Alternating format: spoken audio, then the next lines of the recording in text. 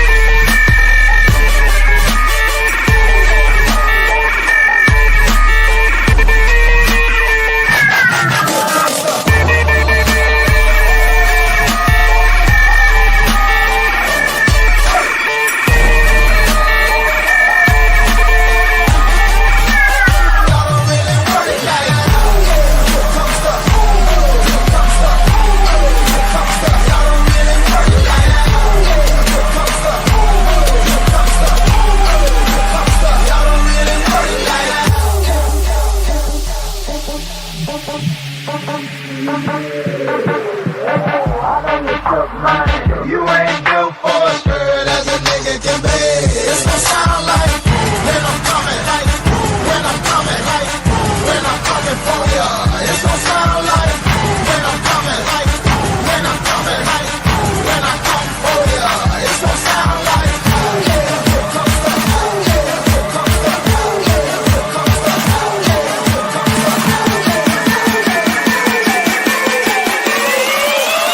Y'all don't really want it like that.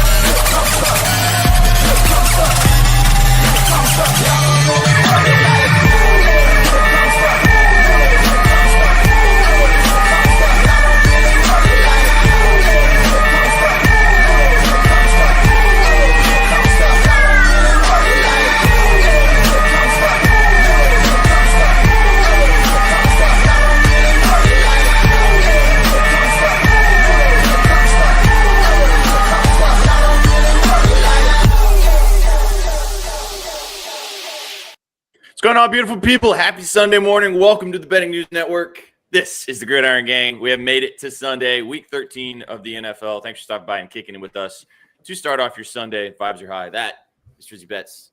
That's V South. That's just Sook. My name's Sweatpants Jesus. Stoked to have you guys here. Ready to rock and roll, boys. Jump into this. As Trizzy just said, this gross-ass slate. We got some funky games today in the NFL. It's getting to the point of the season where it's nasty weather outside. It's nasty matchups on the turf / the grass. And it's getting to the point where these games are starting to mean more and more as we get closer and closer to the playoffs. Boys, happy Sunday. Chat, what's going on? Welcome to the show. How we living, lads? Nobody? Sir, you had the most eventful weekend, and you're going to say you're gonna go last? Bueller. He doesn't like to go first. He always goes last. He always feels weird not going. He always I'll go first. At the airport? Come on. I'll go first. I've had the type of weekend where last night I did nothing and I was in bed early and slept, but Friday is still catching up to me on Sunday, boys. No, that's how it goes. That's how it goes. It's also the holidays. Like it's not a holiday for you specifically, but I'm sure if you can make an excuse to make it feel like a holiday. Yeah, I worked a full day on Thursday. I was just watching you boys have fun. As you should. Well, there was a lot of football. I wanted turkey so bad. I wanted to go seek out turkey. Do you like Gen Raid, boys? Or was it a FOMO thing? Let's go. Thanks, DJ. Welcome to the show, guys. We're about to talk through this entire beautiful slate on NFL Sunday. Thanks for stopping by right here on the network. Appreciate you guys for being here. Shout out, DJ. W Raid. Absolutely. All right, lads. Well, should we just jump straight into it then? We got a huge slate today. We got all these games to talk about. We're going to do Stud or Dud to get the vibes moving, to talk about some fantasy, and then we'll do some parlay cooking at the end of the show. Appreciate all you guys for hanging out with us. Yeah. Let's Appreciate you, go. Steak. Let's get it. All right, boys, let's go straight to it. Let's jump to let's play Stud or Dud. Let's start it off. This is your weekly reminder to set your fantasy lineups if you have not already. Hopefully, some of you guys are still in the fantasy playoffs. If you're not, GG's. If you are, congratulations. You're smarter than everybody Thank else. you, DJ. I just said thank you 3 times. Yeah. It was probably somebody else that didn't say thank you. I'm a thankful guy. It's also Thanksgiving. How can you not be thankful? That sounds like a UYU thing, maybe. That maybe, yeah. Maybe. Oh. Definitely does. Yeah, absolutely. All right, let's get after it. Let's go to quarterbacks today. Interesting one here, boys. We'll talk about this game a little bit later, but Jacoby Brissett, the number 7 ranked quarterback on ESPN this week, taking on the Bucs, has been awesome. 33 and 49 last week, 317, and just a singular passing touchdown. Kind of went out for that game just for a little bit. But, I mean, at this point, weirdly to say in 2025 at this particular point of the season, if you got Jacoby Brissett on your lineup, you're probably trotting him out there against that Bucs defense. We'll talk about the game in a little bit. But, chat, let us know. What do you think, stud or dud? Triz, I'll let you lead us off. You think Jacoby's going to continue slinging it today? I mean, I just like for how he's been playing these past 5-6 games here, it's incredible, man. This guy seems to be leading this offense very well.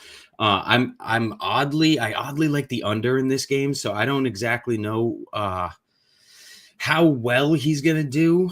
But I mean, it just based off of what he's been doing, you kind of have to roll him out there. I do, like I said, I like the under here. I think it's going to be a little bit more of a grudge match, a little bit more of a slugfest, keep the ball on the ground a little bit more. But at the same time, he is great in garbage time as well. There's been a few weeks here, especially against Seattle, they were getting blown out and he still managed to collect 16, 17, 20 points, something like that, just throwing a couple touchdowns in garbage time. So, there's that upside, but yeah, you got to start him. You guys got anything else to add about Jacoby, or should we move on to the running backs? Goats are muted. I was just gonna say that I know that Trizzy just said he leans on the under here, but this Bucs team is giving up 4.7 touchdowns per game over the last 3 games. This offense has scored 3 or more touchdowns in 5 of his 6 starts. The offense is moving. He's been playing really well. And guys like Trey McBride, Michael Wilson, and he's getting one of his weapons back in Marvin Harrison Jr. this week. I would start him if I was like in a situation where I have to, but I mean, there's a lot of options, right? Holy fuck, I wish I was wearing my Bucs quarter zip as you guys shit all over my team. Do you guys hear Todd Bowles' trash talk before the game? He said Kyler is the better runner, but Jacoby can actually sling it. So I'm excited to see what this game comes down to, because I think that Todd Bowles is known for his blitz packages, and over recent weeks it's kind of been questioned. So I do think that this will be a litmus test for the Bucs, who have struggled and have not the best schedule going forward, and Carolina nipping at the heels. So I'm excited for this game, and just because I'm a Bucs fan, I'm gonna go absolute fucking dud. He's gonna see Levante David or Vita Vea come right up his ass. Oh my god. Whoa, that was insane. Sir. I'm sorry. One day in Vancouver. 1 day is all it took. He also gets Jesus Christ. Pause. No, not even a pause either. Just let that one slip. Yeah, just time out. Take a pause. He also gets Marvin Harrison Jr. back today. Hasn't had him in the last couple of weeks. I mean, Michael Wilson and Trey McBride have been awesome in this offense over the last 2 weeks since Brissett took over. Or I guess maybe a little longer than that. But Marvin Harrison Jr. obviously gets back in here too. Yes. How do you think he plays? Maybe Vsauce can talk about this, but you're coming back from a appendectomy, correct? We'll talk about it when we get to the game. Okay. I got some thoughts on that. We can talk about that when we get to the game. But I think overall, if you got Brissett, weirdly enough, you're probably starting him. Yeah, I like that too. That's not a bad look as well. You can also look at his yards as well. I mean, even like you said, if you're worried about him scoring touchdowns, he only had 1 passing touchdown last week, but still had 300 yards. So, yeah, there we go. All right, let's move to the running backs. Jonathan Taylor, stud or dud, number 4 ranked running back on ESPN this week. Obviously, if you got JT, you're starting him. But tough matchup today against the Texans in that battle in the AFC South. Huge game for both teams. Last week, 16 carries for 58 yards, no touchdowns, only 2 catches for 8 yards as they dropped that game to the Chiefs. Danny Dimes on a bum leg today. Maybe they're going to lean on JT a little bit more. Sauce Man? I think you're muted because of the dogs. Sorry. Dogs started barking immediately. You're good. What's up with JT today? I think it's going to be one of those games. I know that this is a tough matchup with the Texans, but Daniel Jones is going to be his mobility is going to be limited, right? We saw with the fractured fibula. I know he's still going to play, and I know he played through it last week. But this is an offense where everything kind of runs through JT, no matter how good Danny Dimes is. And this is also a team that's playing in your division. If there's anybody that can kind of figure out how to beat these blitz packages and how to work in Jonathan Taylor and make him have a big game against this team, it's this Colts offense. So I'm going to start him, but I'm definitely reluctant with Will Anderson Jr. and Daniil Hunter on the other side. Mm-hmm. Yeah, I mean, at this point in the season, if you got JT and these games matter for you in fantasy, you're not sitting him. But I kind of lean dud too. It's a very tough defense, if not the best defense in the NFL. This could be a very slugfest type matchup. We were talking about the over-under in this game. I know it's been something that got asked a little bit earlier. Yeah, you could take the receiving yards for JT. Maybe they want to get him out of the backfield or something. I mean, maybe he gets a little bit more of a load because of Daniel Jones's injury, so they don't want him to have to – because Danny Dimes has actually been moving the ball with his legs too over the season as well, kind of scrambling around and also kind of moving it, especially in the red zone. So maybe Jonathan Taylor takes some of those carries because of that injury. But I don't know. We'll see. Question. Like I said, you're not sitting him, but is this a troll or like are they playing with this? Like, they're not in a dome? They're in a dome.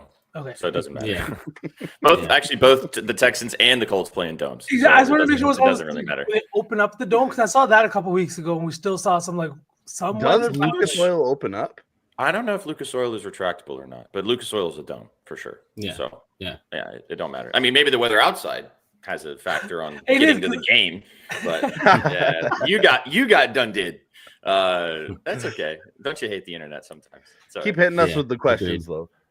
Yeah, absolutely. We'll talk about that. We'll talk about the game a little bit more when we get there. But I think we all kind of leaned dud a little bit. I mean, you're starting him if you got him. But or Jim, or do you like him today, Triz?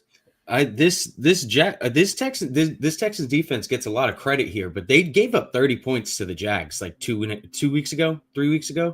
I mean, I think this Colts offense is a lot more explosive than the Jags offense. I mean, it's divisional game too, I believe. So it might be a slugfest, but Jonathan Taylor's been going off. Undoubtedly the league MVP if it actually went to anybody other than a quarterback. But you have to start him, like you guys are saying. You're in fantasy playoffs. You can't really bench Jonathan Taylor, but I don't exactly expect a dud. In that game against the Jags, plus 2,800 on Bet Online for MVP still. I mean, how do you? He's not winning. You can't. No, it's a quarterback's award. You can't take it. Yeah, you can't take it. But in that game against the Jags a couple of weeks ago, ETN went for 20 fantasy points. So again, Jonathan Taylor, a lot better back than Travis Etienne. So, I mean, it might not be one of his 30, 40-point explosions, but I still think he's good for a solid 15, 20. He's probably going to score a touchdown, you know? Yeah. Mm-hmm. Just to answer this question real quick. Stroud's coming back. I understand that, but Davis Mills looked good in this offense, but it's not like he wasn't getting sacked. He was still under pressure. He got sacked, I believe, 8 times over the last 3 weeks. So I'm not exactly sure how I feel about starting Stroud. I know that Daniel Jones' mobility is going to be limited, but he still plays behind one of the best offensive lines in football. He was sacked 0 times last week while still playing through the injury. He might not have the flashiest of games, but I do think that they might need to lean on him a little bit. I like CJ Stroud today because also the Colts secondary gets torched a little bit. I know they're getting a little healthier right now in the back part of the season, but they do give up a lot of yards. We'll talk about that when we get to the game. But I don't know. I think that's so many thoughts on that game. That's a tough question whether you would take Stroud or Jones right now. Because I mean, if you're asking that question right now, that means that your fantasy games matter and you need this dub. And I mean, I could see both guys coming out and maybe not being as good, especially given the matchup. But we'll talk about it when we get there. Yeah. All right, let's close it out. Let's talk wide receivers. Go ahead, Triz. I'm just to the Jones and Stroud question. I'm calling a little bullshit on the Daniel Jones injury thing. If it was that bad, you would not know. In my opinion, if it was really that bad, you would not know. And then you see the videos of him like not being able to move too well at practice. I think that's all bullshit, man. I really do. That seems like bait.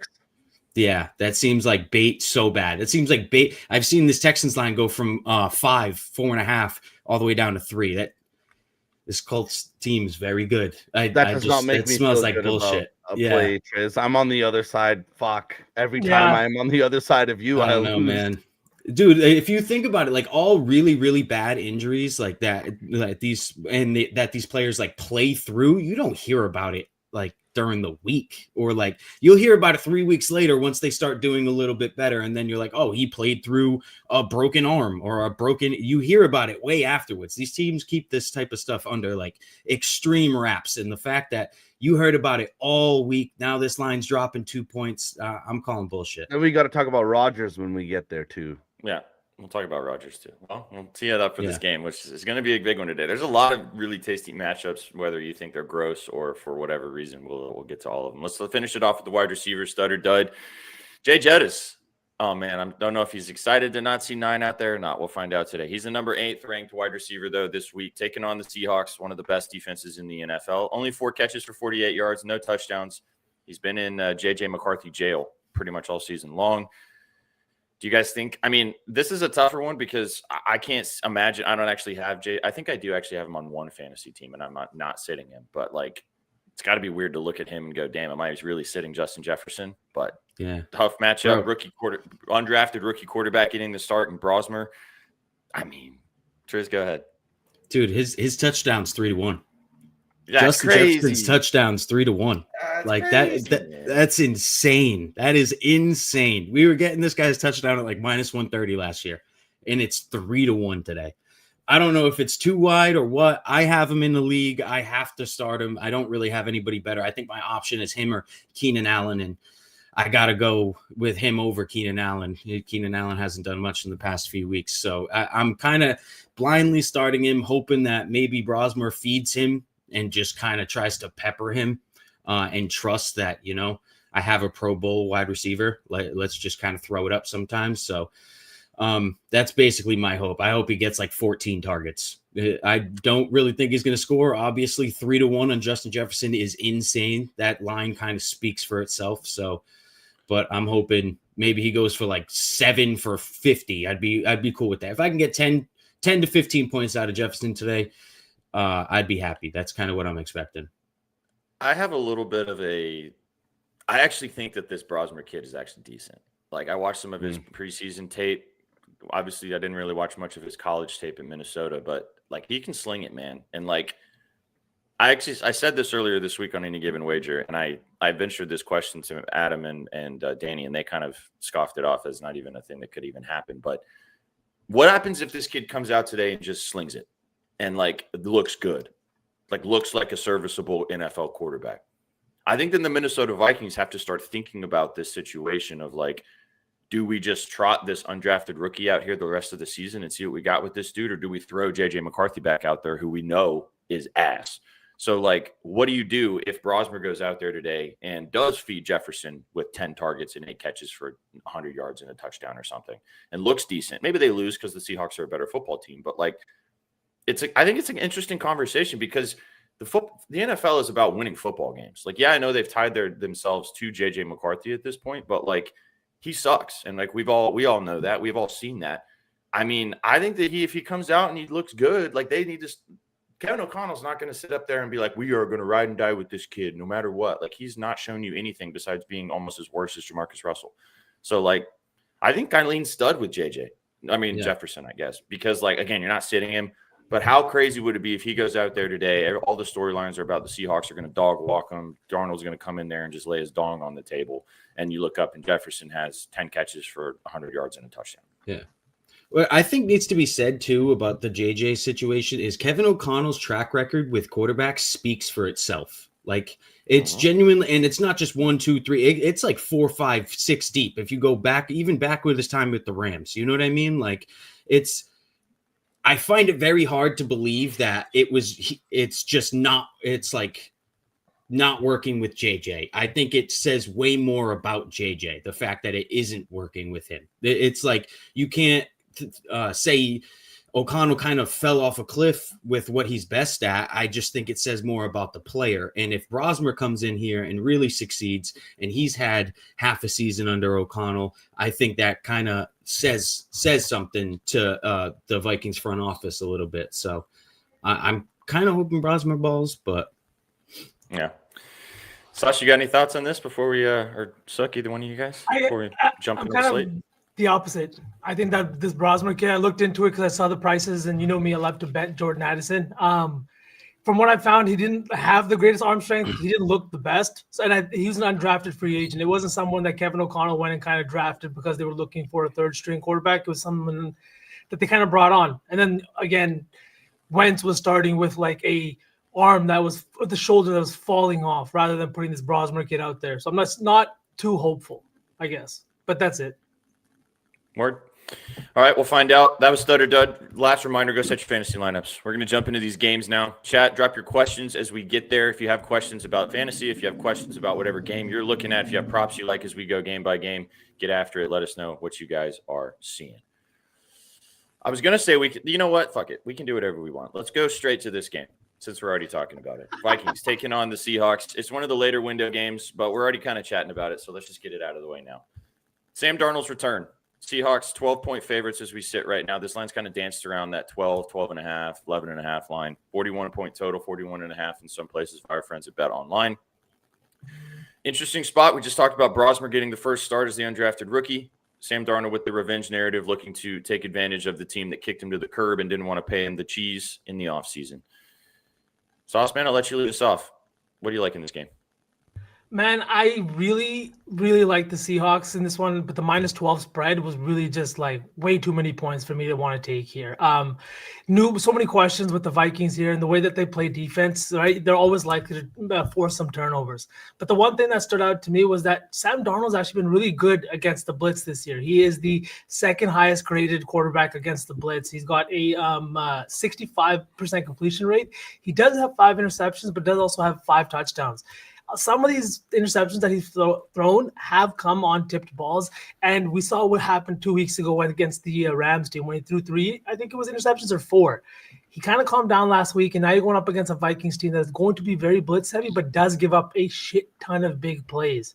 So just that being said, I'm taking Jackson Smith-Njigba to get a touchdown. Plus 105 here on this line. He is the big play guy. He loves playing on the outside. And Sam Darnold so often is looking for his guy out deep and in that big play type of spot. He did the same thing with Jettas last year, and I'm kind of expecting a little bit of swagger when he comes to play this team this week, right? They're on their third string quarterback. They're losing games. And not only that, but Jettas is unhappy. Jordan Addison is unhappy. And Jackson Smith-Njigba is the best wide receiver in football. I think you feed your guy and you show them what the fuck they missed out on. So I love this I got it at plus 105. That line is much, much better now, as you can see. But yeah, I really like this JSN touchdown today. Let's go. I mean, Steph article play is his yards. I've played it almost every single week. I don't think it's a bad shout. 95.5. It's almost 100. Set that for a reason. So I think that this spread, though, is big. It's big for a reason, but is big. Adam in the staff article did do the 11.5 as his play as well. If you want to go check out our staff article at bettingnews.com, all 12 of our team put down their favorite plays. We've had a profitable week every single week of the NFL this season. So go check that out. And actually from chat, which V had this idea a couple weeks ago, can we do a long slot slip? What I've been doing the last couple weeks, I did it last week and I did it this week as well, posted it on the timeline, is taking all 12 of our picks and putting them together in a parlay. I watered a couple down, but it's like 400 to 1. So go tail that if you want to, or you can just put together your own slips as we're talking through all these games. But yeah, the spread is funky to me. I mean, I know those Seahawks should win this game by 3 touchdowns, but maybe some of these Vikings players are also going to want to come out and like show Darnold what's up. Like, this defense is still good. So I don't know. The spread was the only reason that I didn't take the yards for JSN, just because of like being 12 points. If they are big or up big or anything like that, I was like, a touchdown feels kind of nice for plus money. But yeah. Triz, what do you think about this game? So I really like the under for most of the week. I kept my eye on it. I was really looking at it. I know it's a tad square, and you're just thinking, but I mean, you look at the way this Vikings offense is played under JJ, and then they have this undrafted free agent coming in, and I'm officially scared off of it. It seems so square. It seems so easy, and this line hasn't moved a cent. A lot of money's coming in on the under. Some tickets on the over, but I'm just a little sketched off of it. I feel like it should be moving with the matchup and with JJ being ruled out. It should be going somewhere. It should be either going up, down, something. The fact that it's not moving at all has officially scared me off of it. I wouldn't be surprised if somehow this game's like a 27 to 20 game or something, and it flies over the 41. But I'm just gonna stay away from it, I think. Yeah. I kind of see that too, though, Triz. Like with the backup quarterback, I know it is square, but the Seahawks defense has been really, really good. Mm-hmm. Right? It's been Agreed. really good. I feel like it should be 40. It should be moving. And the fact that it isn't is just it's a red flag to me. It's like, why are they not afraid to move it with the undrafted free agent, how well the Seahawks have been doing? Or what if it's just like Seahawks belt to ass, you know what I mean? 40-7 or 38-7 or something, you know what I mean? The 41 not moving at all is a little sketchy to me.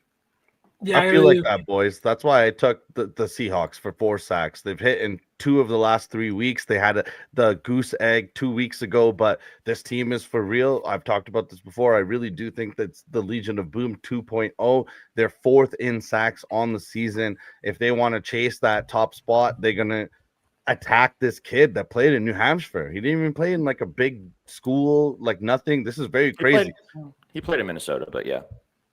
Oh, last year he played in Minnesota.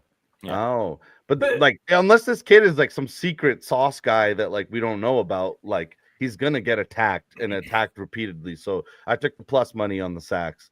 I like that too, sir, because new quarterback hasn't really played with this offense, and now you're holding the ball just a little bit longer than you should. Yeah. Yep. I like this too. I was maybe thinking about just the whole game team total, but the first half could be fun. I mean, that's 2 touchdowns. They could get that in the first quarter. So that's a good shot from Crazy Pellet. All right, boys, let's move on. Would not be surprised if the Seahawks win this game by 4 touchdowns. If Sam Darnold wants to go in there and just remind them what they used to have, would not surprise me whatsoever. But we shall see. All right, let's jump back. Let's talk about this game. Go back to the earlier slate, and then we will carry on from there. Talk about this one a little bit. Huge matchup in the AFC South. Jonathan Taylor and company hosting the CJ Stroud-led Texans. 3-point favorites, as Trizzy was talking about, this line was 5.5, kind of 5, 4.5 to start the week, and it's kind of trickled down to that 3 line. It's sitting pretty firmly at 3 right now. 44.5 point total in Lucas Oil Stadium today in Indianapolis. And as our chat was saying, it is a dome. And they haven't opened that roof since 2008. Shout out Garrett for that information. Danny Dimes on that quote-unquote, I do air things for Triz, broken fibula, fractured fibula, however you want to say it.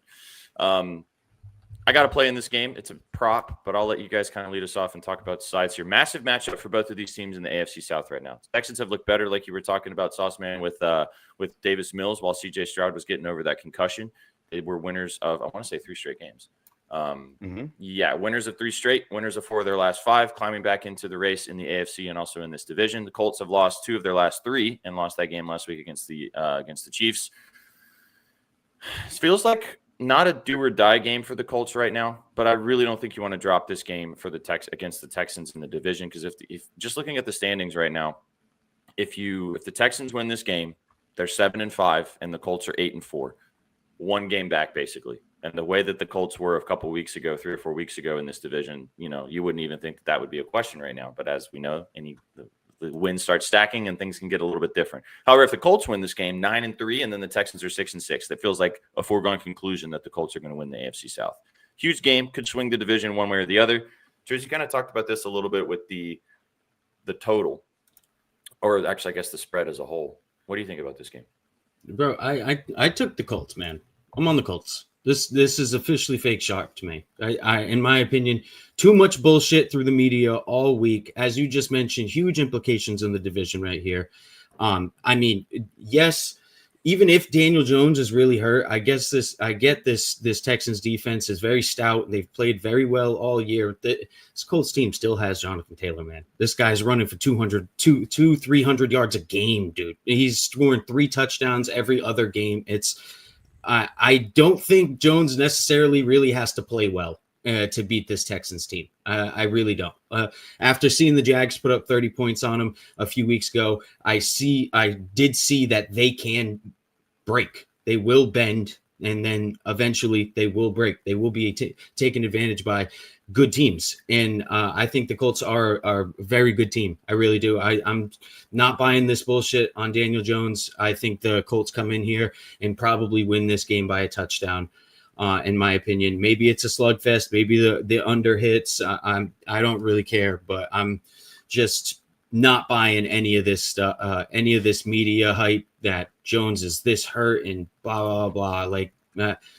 Like I said, serious injuries like that don't come out until way after. They're not going to allow the media to get a hold of that information, and if they did, then they would be treating this a little bit serious. Also, somebody in the chat mentioned before.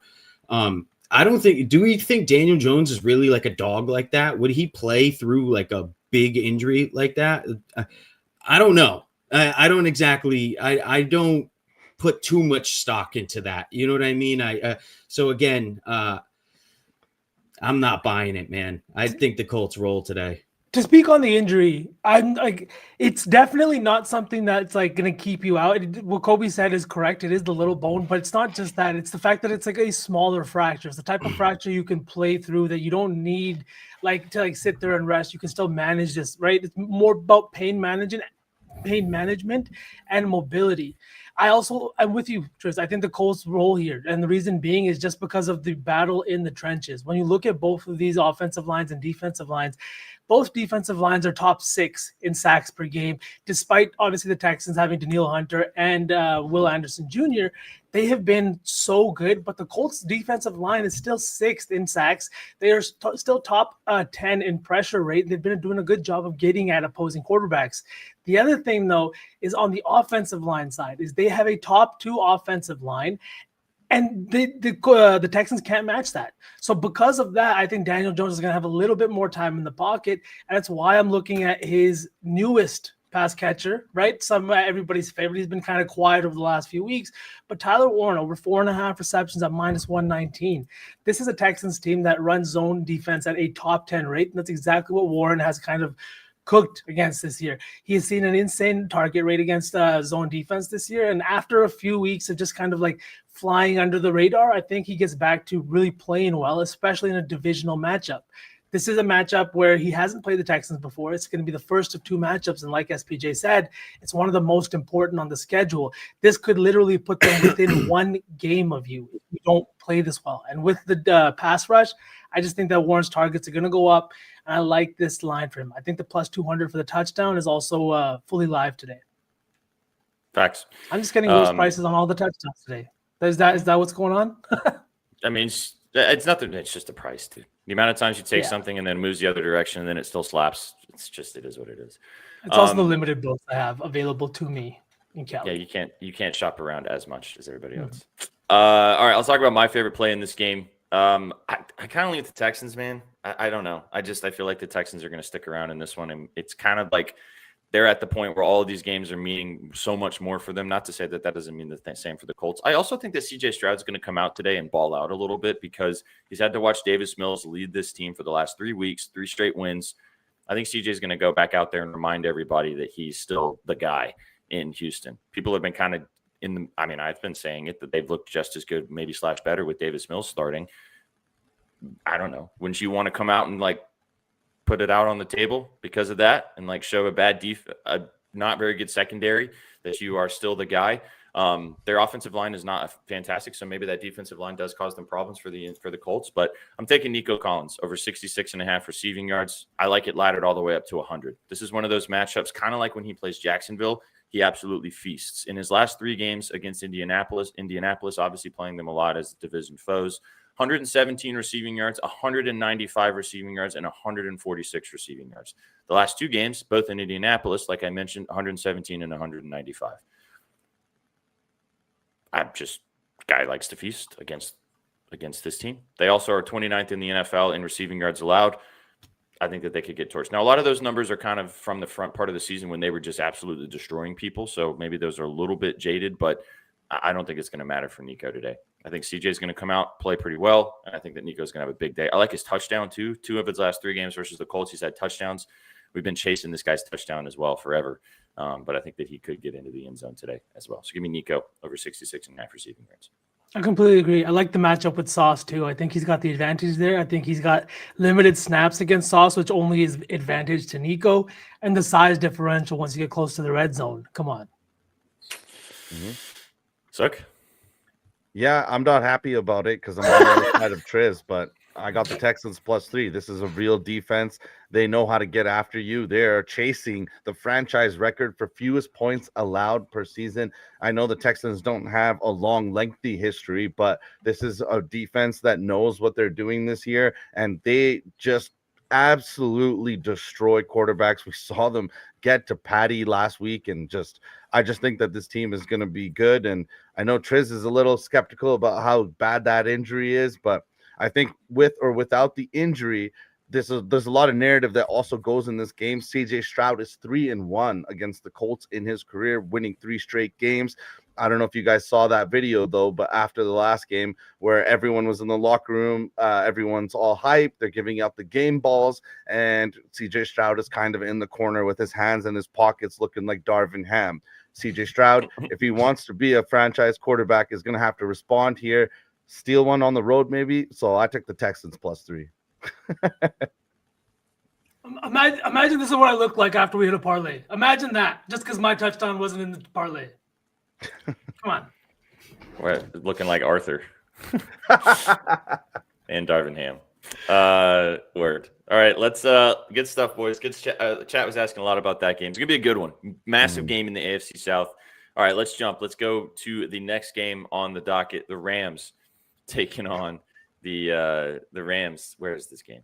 Why can I never find the game that I'm wanting to talk about? The Rams taking on the Panthers. 10.5-point favorites are the Rams in Carolina. Interesting game here. 44.5-point total, 45 flat in some places. Rams look like the best team in football. Panthers in desperation mode after not having a good game last week, but still competing in the NFC South as the Bucs have been faltering over the last few weeks. This is a tough travel spot, though. The Rams just played across the country. Now they have to travel across the country on a short week. 10.5 points feels like a lot of points. Triz, I'll let you lead us off here with the kind of the spread situation on this game. Do you think it's too many points, or do you think the Rams roll? The Panthers have shown how feisty they can be all year, man. They really have. Even if they go down 21 like that, I would not be safe. I would not feel safe with a -10.5 ticket if they go down 21. Even if they go down like 28, I wouldn't feel safe with a 10.5 ticket. This team scores 1 to 2 touchdowns in garbage time every single time. So again, a little sketchy. I like the first half. If you want to play the Rams, first half -6.5, that doesn't sound too bad to me. I feel like they could definitely go in here. We're leading by a touchdown for sure. This Rams offense is so high powered. Matt Stafford is playing out of his head. The over doesn't sound too bad to me either. I kind of like points here. This Panthers defense has been shredded up multiple times. Even this Rams defense has been shredded up multiple times. Bryce has kind of had a better year this year, and Leggette's playing very well too. He's kind of flying under the radar, but he's coming into his own. Tet's coming into his own. Tet's coming off a really big week as well. I wouldn't be too surprised if the Panthers actually move the football here today. I did take Rico Dowdle to score a touchdown as well. I just like the value there. A couple weeks since he scored, a lot of people talking about the Panthers are holding him back because they don't want him to hit these incentives. Again, bunch of bullshit. Not buying it. Think he's probably gonna he'll probably have a pretty good game today as long as the game script kind of doesn't swing too far out of his favor. But I like him to get in the end zone +125. Panthers are winning games 6-6 at the midway point of the season after Thanksgiving and could win the division.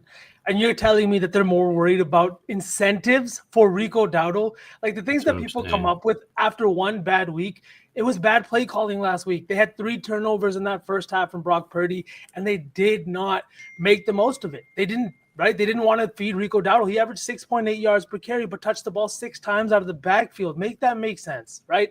Bad called game. They didn't do well. I don't think that's going to happen again. I think you learn from your mistakes. And if anybody's going to do that, it's Dave Canales, right? So I think Dowdle's going to see a fair share amount of work today, but I'm looking at the other side. I don't like to bet juiced up touchdowns, boys. I took one last week and it smacked, and I'm taking another one this week. Devontae Adams, as chalk as it is at -110. The guy has 12 touchdowns this year. He could become just the third receiver, the third pass catcher ever to finish with 20 or more touchdowns in a single season. This is a guy who is well tracking, and this is a guy who's playing with Matt Stafford, a 37-year-old quarterback looking to set a career high in passing touchdowns. A coach like Sean McVay, there's a reason that he's doing these things. There's a reason he calls these 1-yard fades again and again and again. Not only because it works, because he likes to reward his guys. I think he likes to look at the paper and see 30 passing touchdowns, 2 interceptions. That's him. That's good for it. That's you know what I mean? From a coaching perspective. I think at -110, the red zone target share is at 37%, and that's while playing alongside Puka Nacua. It can't be ignored. This is a Panthers team that has struggled against the pass in the red zone, despite not giving up the most points and still being pretty good in the red zone. I just think DA presents a completely different matchup problem than any team can bring to the table. So I took it at -110. I like that, B, because they're missing multiple people in their secondaries. One guy suspended, couple injuries. The Panthers have been feisty, but I'm scared because the Rams are 10-1 in their last 11 ATS. This team does go BTA constantly, and Matty Stafford has thrown 18 touchdowns in the last 5 weeks, and he's actually going for the record, boys, of 6 straight games with 2 tutties and no interceptions, only done by Rodgers and Tom Brady and Dandy Dan, some guy that used to play for the Colts in like the 40s. Holy shit! Dandy Dandy Dan. That sounds like a fake. That sounds like a fake person. Give it I a don't know Google. what he did to earn him the handle Dandy. Dandy Dan. I'm sure 7 decades ago it meant something else, boys. It's Yeah, not like sure. Zesty. I think both of those seasons for Rodgers and Brady were the years they won MVP too. I know for Rodgers for sure. But You just know Sean McVay has a burner somewhere on Twitter, and he's having Stafford for MVP debates with Drake May fans, like literally somewhere on Twitter. Well, Stafford's -250 at this point, so I mean, I don't know how much debate. Would you guys Stafford is. touch the 3 tutties? Because the record is for 2 with no interceptions. 3 tutties is plus money. The 3 at plus money feels. I know Kate had it as her staff article play, and she was like, It doesn't matter if it's bait, I'm taking it," which I could totally see it. And the way Adams has been, I mean, Devontae Adams said that this is the most fun he's ever had playing football, and he played with Rodgers in his prime. So, I mean, and the way that they're finding him also in the red zone, like V was talking about, some of those 1-yard fades, they're like, you don't do that unless you have an elite connection with your quarterback and like you feel comfortable. So, yeah, you could take the INT to go the other direction. You could also take both and then just see what happens. Or maybe both happens. Maybe he has 3 touchdowns, 4 touchdowns, and a pick. I think it's too many points. I didn't want to take the Panthers and the points, but I do think that they can maybe backdoor cover this thing or even kind of stick around and make this feisty like you guys were talking about. It's a bad travel spot, like I mentioned, on a short week with the Rams just playing on Monday Night Football, having to travel across the country all the way to the Eastern time zone. I know that these guys are professionals and it doesn't really matter. So there's a way to do that too, Owen. Plus But for the record. I do think that they're going to be leading for portions of this game, so they're going to want to run the football. And Sean McVay does at the end of the day, even how good Stafford's been, even though with how good Stafford has been, likes to establish the run. And I know that Kyron Williams has been awesome, but so is Blake Corum. So give me Blake Corum over 33.5 rushing yards. Hasn't hit this in back-to-back weeks, but in the weeks that he's gotten ample opportunity, 56, 58, and 37 in 3 games before his 2 duds. And I do think if this game does start getting away, and if they are up a couple touchdowns, that Corum's going to get plenty of opportunity here. So I like this as a ladder spot too, up to 40 or 50. But I just went for the lower number. Also, the Panthers have been getting gashed on the ground. They're not only 18th in the NFL right now in rushing yards allowed, but over the last 5 or 6 weeks, they've been getting torched. McCaffrey went for 89. Brian Robinson went for 40. Tyler Algier only had 10, but Bijan went for 104. Kamara went for 83. Devin Neal, who's his backup, who's like, he's actually starting today. We'll talk about that in a bit. 22 yards. Josh Jacobs went for 87. So they've been getting kind of gashed on the ground. And as you mentioned, Six, they got a lot of injuries on that side too. So I really like Corum here. Don't hate his touchdown either if you want to sprinkle on the TD for the value as well. I really like Corum. They've been seeing a lot more splits, and I think that the NFL is headed towards if you have 2 elite running backs, it's not a bad thing anymore. So I love this. 100%, baby. All right, boys, let's keep it moving. Chad, drop a dub if you're enjoying the show so far. Week 13 in the NFL. We got a lot of new people tuning in thanks to the DGen Raid and some other people stopping by and kicking it with us. Drop a dub if you're watching us on Twitch. If you're watching us on YouTube or X, thanks for being here. But come to Twitch, twitch.tv/bettingnews. It's the best viewing experience to get involved with the chat and drop your favorite plays and ask us some questions. You guys got a watch on? It's Shador time. 49ers at Browns. Browns plus 5.5 right now. 35.5 point total. As we're looking at it right now, one of the lowest totals, if not the lowest total on the board. Shador getting his second straight start for Dylan Gabriel. Last week was because of injury. This week is because Kevin Stefanski pretty much had no choice. This is a really interesting game. Sauceman, I'll let you kind of lead us off here because I know you got thoughts on this when you wrote about this game. You've been talking about it all week. Is it Shador time? Shador probably going to be trash today. Like, it's his second NFL start. But I think that this is a Browns team that could be feisty just because of Myles Garrett. Myles Garrett set a career high in sacks, boys, and it's week 13. They've played in 11 games so far this year. The team had, I think it was 8 sacks last week. The defensive line completely has been fantastic. And now they're going up against a Niners team where we've seen Brock Purdy struggle against pressure, right? And that's a reason that I'm just not fully sold on this 5.5. Trizzy, before I let you go, I do want to ask you too, is this 5.5 kind of short? It feels like with the Niners team and how well they've played over the last 2 weeks, the offense is rolling 44 points 2 weeks ago. Last week's game, not so nice, but the Panthers defense is a little bit better. But this is a dog pound defense. Myles Garrett, Brock Purdy, and the weather's really ugly in this one from what I'm looking at in Cleveland. Do you think this 5.5 is kind of short? I do think the 5.5 is a tad short. I also think the total's sus as hell too. Last week I took the Browns over against the Raiders and got unexplainable shit happened in the end of that game. Like genuinely, the Browns punted from the 29-yard line. From the 29-yard line, they punted. It was nasty work. No, you're not going to tell me Vegas was not involved in that in some way or another. It's unexplainable. I don't see why. There's no valid reason why you punt from the 29 there. They were up 10, 20. There's no thoughts of them coming back. I mean, I don't know. I just think that was a tad ridiculous here. And then they drop a total even lower against a better team. So I'm again not buying it, going right back to it. I'm going to take the over 35.5, whatever you can get. I don't really care. I think this is either 49ers BTA, or like you're mentioning, this Browns defense is very feisty. I think they could hang in there. Maybe they turn the ball over a few times against Purdy. Purdy's made many mistakes these past few weeks. So again, I wouldn't be surprised with what if the Browns score another defensive touchdown again or another special teams touchdown again. Then this total doesn't look too crazy, will it? Like the 49ers will still be able to play the game that they can play, and the game will still find a way to sneak its way over. So again, somebody mentioned the 49ers secondary very banged up. Shador hit a big play last week. He should have had a couple of big plays that hit last week. I wouldn't be surprised if the Browns put up 14, 17, 21 today. And even if the 49ers edge it out, again, just do some math, that game's going over. So I'm buying the over of the 35.5. I think I get this Browns defense is really good, but these totals have just gotten out of hand. Every low total attached to a Browns game has hit so far this season. And I think today that's gonna turn around a little bit. This San Fran defense isn't good enough to keep this game under 35.5. I'm really glad that you say that, Triz, just because of a touchdown score that I took. And the plus 500 line does not make sense to me, and that does not give me confidence. This is not one of those lines where I'm like looking at it and it's a line read. I'm looking at it because of the target share that he saw last week. I'm looking at it because there's a bunch of pass catchers on this Cleveland Browns defense that are just fucking unserious pass catchers. I don't know if you guys saw the Judy fumble last week after the throw. Things like that are going to continuously happen. And Fannin Jr. has just been everything and more that this Cleveland Browns team wants. Stefanski has even said it in their head coach. I think it was the offensive coordinator.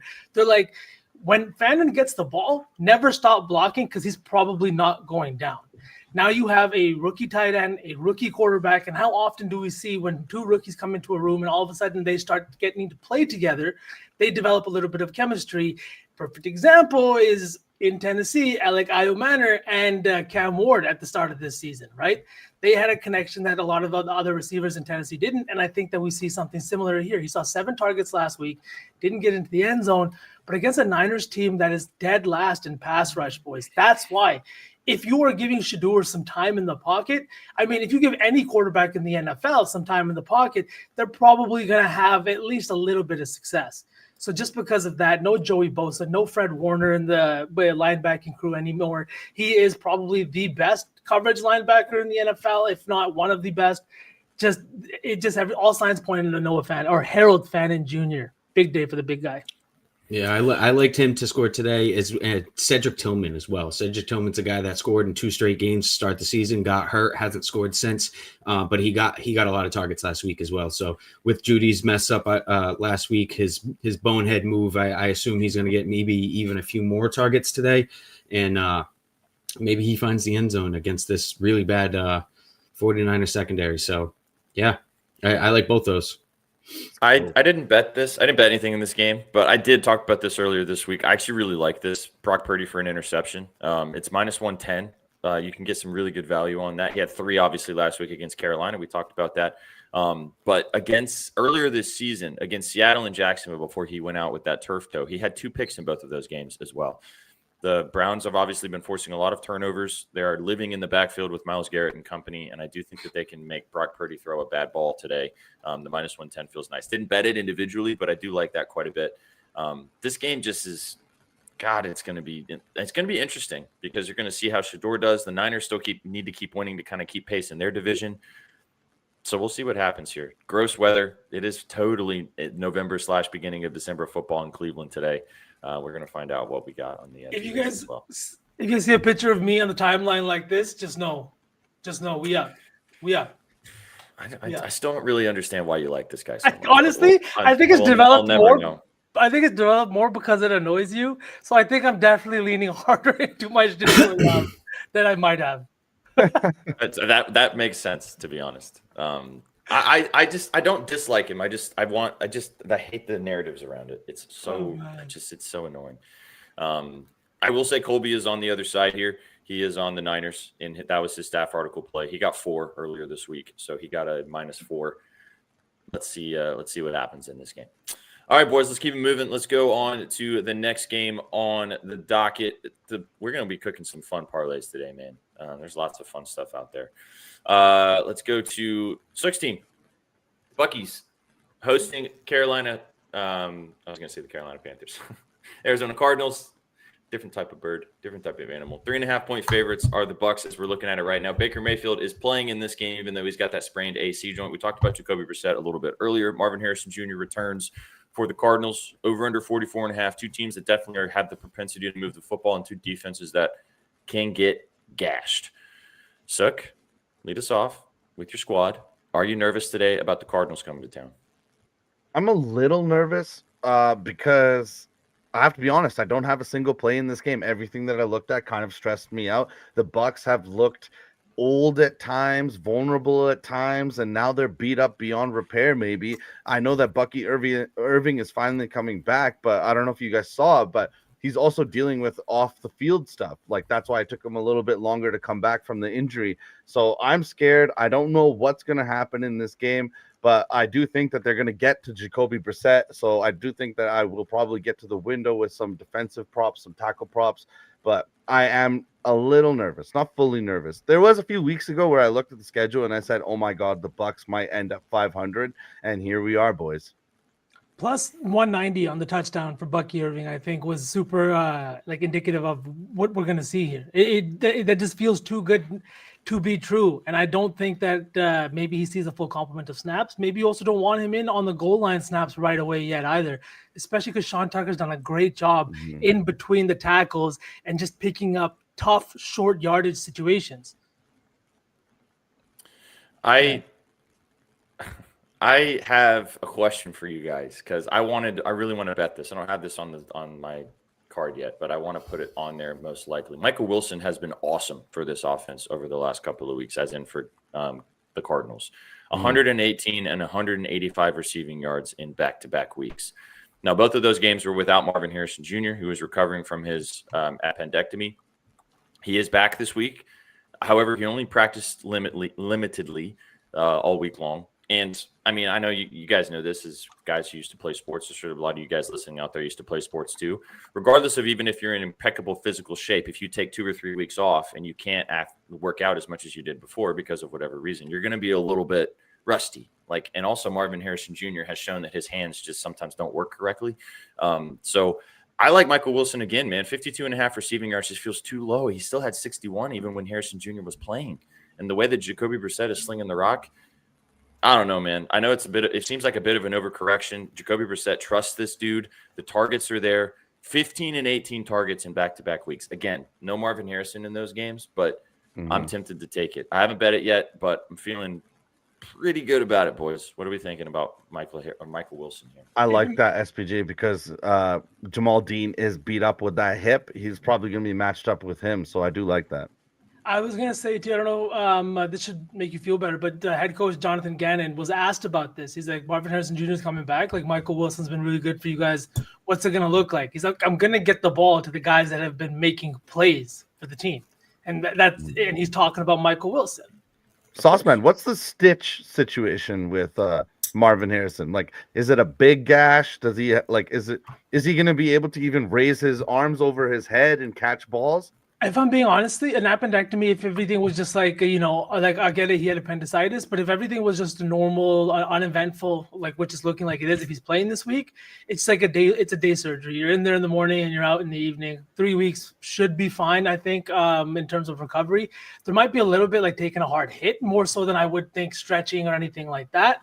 But again, like, I don't want to touch any props week 1 of him being back. I also just think that there's like better matchups. Like Michael Wilson, I think will draw a better matchup today. I also think that a guy I'm going to bet right here, and Trey McBride is a little bit in a better matchup than Marvin Harrison Jr. Reason being is just the zone schemes. Trey McBride has cooked zone this year, and not only that, but as soon as Brissett came under center, his production exploded. He's averaging 11.7 targets per game over the last 6 games, averaging just under 90 yards per game, and he's scored a touchdown in 5 of the 6 games he's played with Brissett under center. The only one he didn't score was last week. I just think this is a team that is running their offense through him. I think the Buccaneers are giving up 4.7 touchdowns per game over the last 3. They're bottom 5 in red zone trips allowed, and they've not been good at keeping teams out of the end zone when they have, gotten within 20. Give me Trey McBride at plus 140 to get in the end zone, and then again, over 69.5 receiving yards. But I like the Michael Wilson look quite a bit because Brissett doesn't have any favorites right now. His favorites are the guys catching the ball and helping him put up numbers. And Michael Wilson's done that in back-to-back weeks in a big, big way. Let's go. So go ahead, Triz. What do you like in this game? I got a little bit of a question for you guys. Do you guys think this total's a little low? I do. This Bucs defense gives up football. Yep, this Bucs defense gives up a shit ton of points. They give up a lot of points every week, and they're really banged up. And the same thing with the Cardinals. The same thing can be said with the Cardinals. The Cardinals give up a lot of points every single week. They give up a lot of points. I don't see why this total is 44.5 and hasn't moved. I took the under.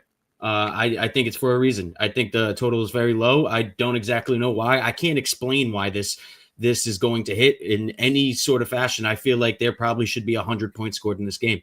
But I took the under. It hasn't moved. I can't really explain it, so I'm going to go the opposite side of it. I feel like this game should probably be a shootout, and the fact that this total has not moved kind of makes me lean Bucks here. Maybe it's a slugfest.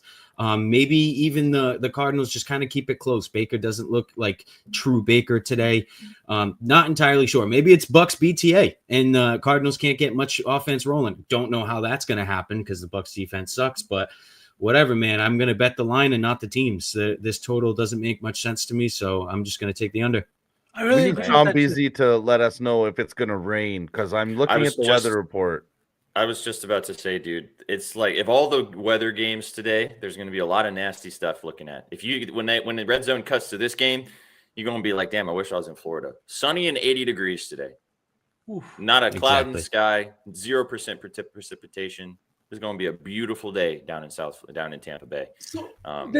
So does that make you think Baker's still beat up because he's been bad the last few weeks? And I love beat up, bro. He can't even run. Like the guy has been doing everything that he can. It's been the season from hell for Tampa.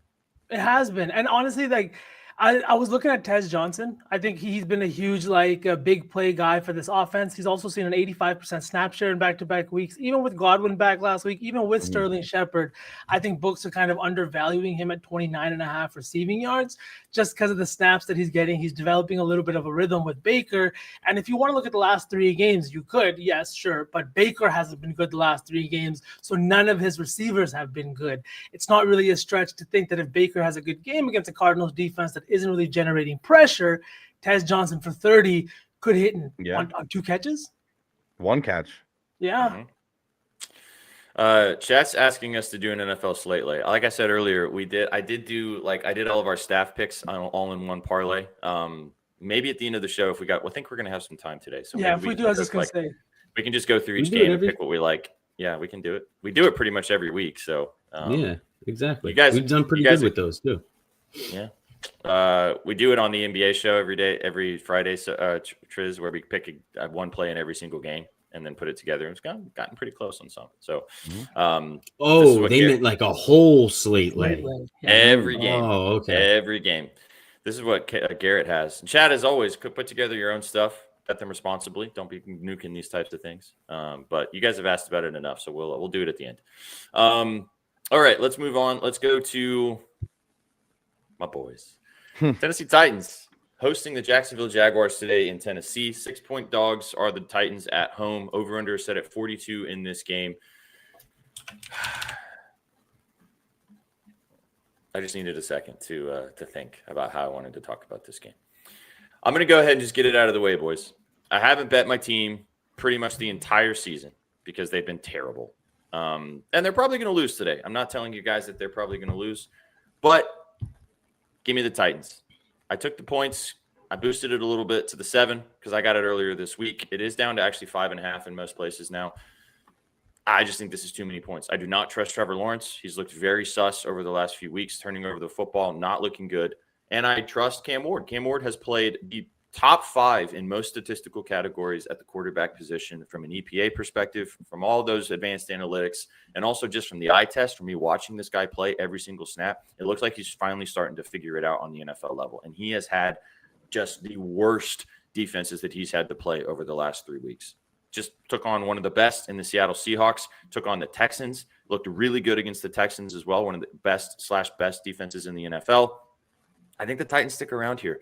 Now, maybe I'm eating my crow because, again, this team sucks. So, I don't want to sit here and say that I feel great about taking this today, but this feels like the right side. I did sprinkle on the money line because I think that they could blow a lot of survivors today, especially with what we saw earlier this week in the survivor carnage. A lot of people were running to take Jacksonville this week. I just think this team is fraudulent. Now, do I think the Jags have the propensity to go in Tennessee and win this game by 2 touchdowns? Of course. Again, the Titans are one of the worst teams in football.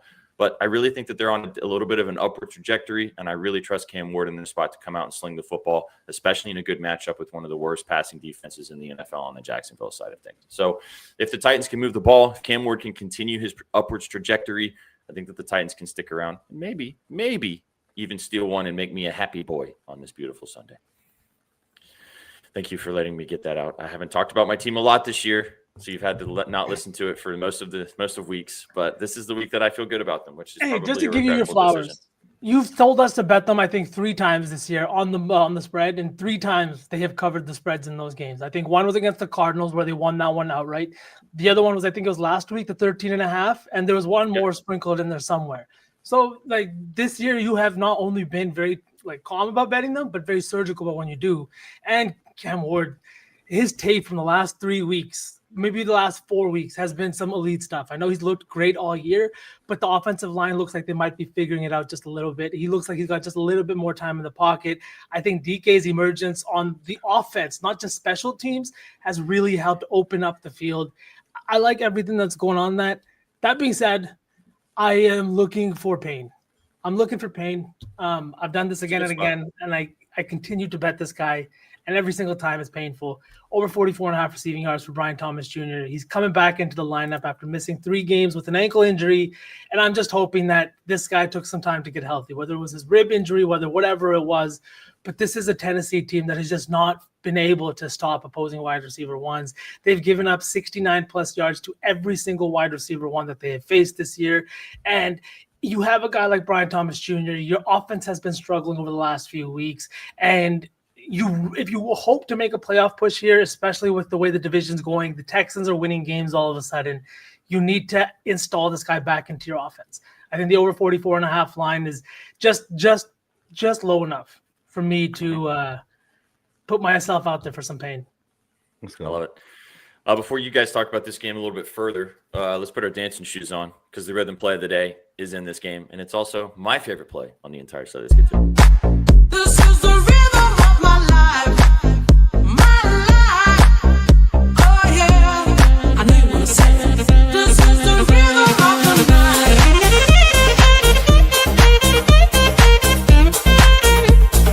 This is the rhythm of my life.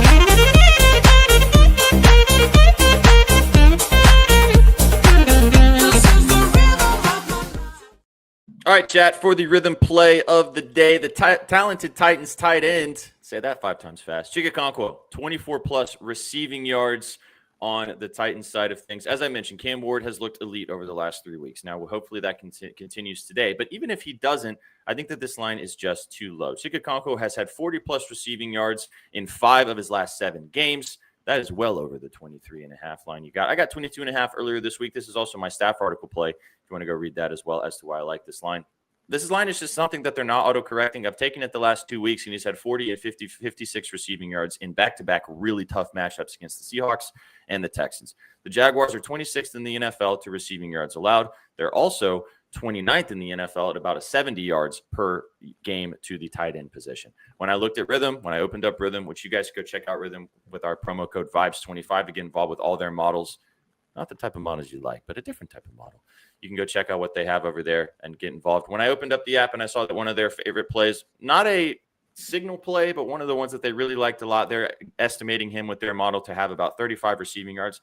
And I agree. I think that Cam Ward's going to get him the football. He's had 3 catches in back-to-back weeks. I think that he can have a couple catches as well, maybe even get this all in one big play. So I really like Chigakonkwo here. Like I said, our friends at Rithmm like it as well with their model. Go check them out at rithmm.ai. You can download their app. You can also use their website. And you can use our promo code VIBES25 to get involved and find all the model data that you want every single day. But this is my staff play as well. I really like Chig. I've been kind of sniping this line over the last few weeks, and it kind of leans into me keep thinking that the Titans keep this game close. So this is the first week in like a month that if the Titans are really bad today, I'm going to have kind of a meh day because I've been hate watching my team for the last 3 weeks. But we'll see what happens. All right, now that we're out of the way with that, do you guys have any thoughts on this game? Triz, I'll let you go, and then Sook, I'll let you close this out. What do you guys think about this one? I took Tony Pollard anytime. No way. I took Tony Pollard anytime touchdown. I'm glad Pellet said that in chat. I think it's entirely weird. A guy that scored 1 touchdown all year is the lowest price touchdown score for the Titans today. I think that's kind of self-explanatory. This Jags defense has been pretty bad. They even in these games they're winning, they're sneaking them out, and they're all high scoring. So I wouldn't be surprised if the Titans put up some points today. And I like Tony Pollard to get in the end zone. I took it at plus 270 this morning. I think it's down to plus 250, but regardless, I really like that. Let's go.